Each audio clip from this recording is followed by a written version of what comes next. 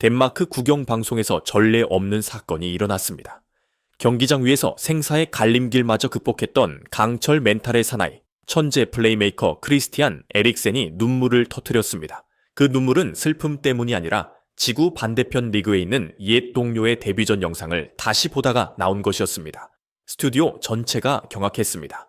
어째서 MLS 경기가 에릭센을 그토록 감동시킬 수 있었을까요? 그 순간은 즉시 미디어 대지진이 되었습니다.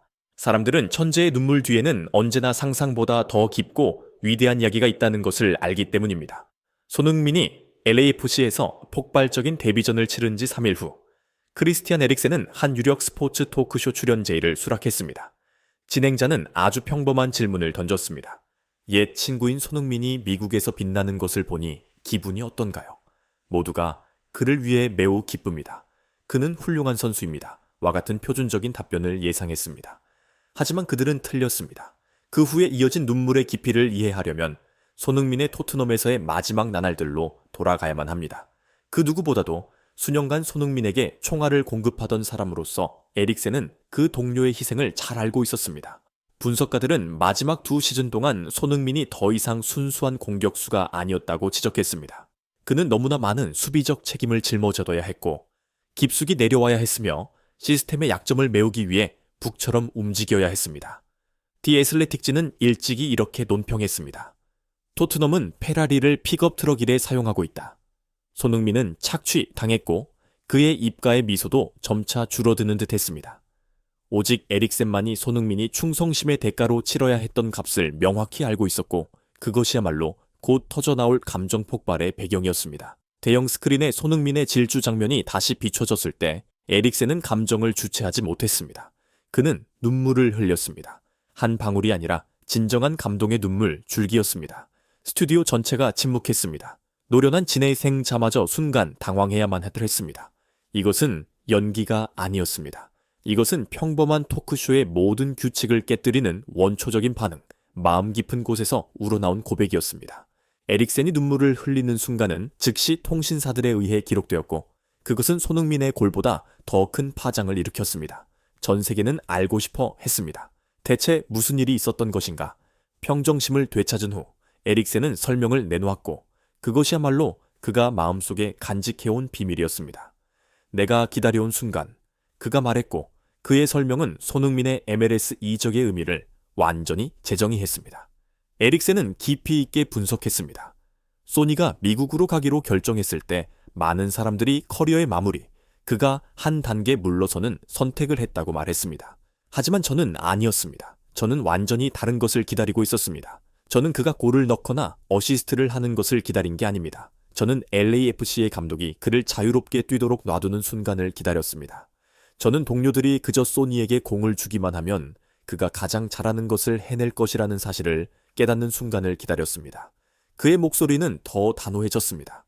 그리고 그 순간은 데뷔전에서 찾아왔습니다. 제가 그가 수비 부담에서 완전히 해방된 것을 보았을 때, 제가 그의 질주를 위해 구축된 전술 시스템 전체를 보았을 때, 그것이야말로 제가 기다려온 순간이었습니다.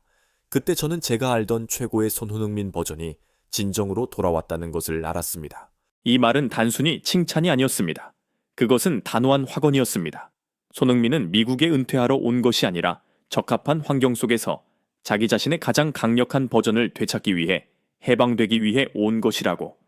에릭센의 고백은 즉시 전 세계적으로 지지와 분석의 물결을 일으켰습니다. 세계 최고의 플레이메이커 중 한 명으로서 에릭센의 분석은 최고의 전문가의 무게를 가졌습니다. 그는 섬세한 비교로 팬들의 마음을 계속해서 녹였습니다.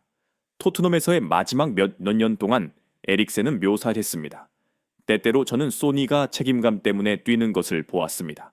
그는 억지로 수비로 내려와야 했고 상대를 뒤쫓아야 했습니다.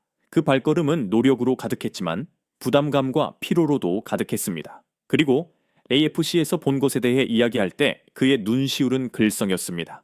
하지만 시카고에서의 30분 동안 저는 완전히 다른 것을 보았습니다. 그는 즐거움을 위해 뛰었습니다. 모든 질주, 모든 오프 더 볼 움직임, 모든 것에서 가벼움, 자유로움, 그리고 순수한 행복이 뿜어져 나왔습니다. 그것은 더 이상 부담이 아니었고 즐기는 것이었습니다. 그에게 수백 개의 공을 건네주었던 사람으로서 저는 확실하게 말할 수 있습니다. 저는 그의 모든 발걸음에서 행복을 보았습니다. 덴마크 언론은 이것을 스포츠계 우정에 대한 가장 위대한 고백이라고 불렀습니다. 율란스 포스텐 신문은 논평했습니다.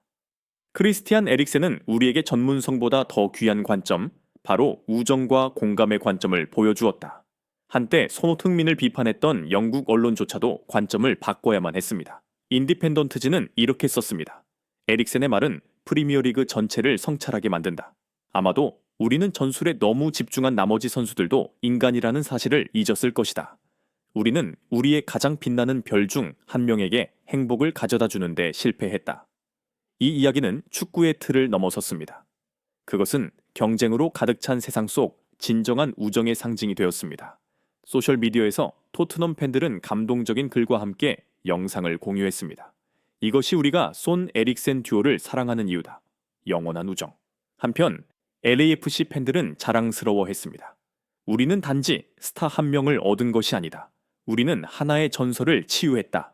분명히 크리스티안 에릭센의 눈물과 말은 하나의 전술 분석보다 더 큰 가치를 지녔습니다.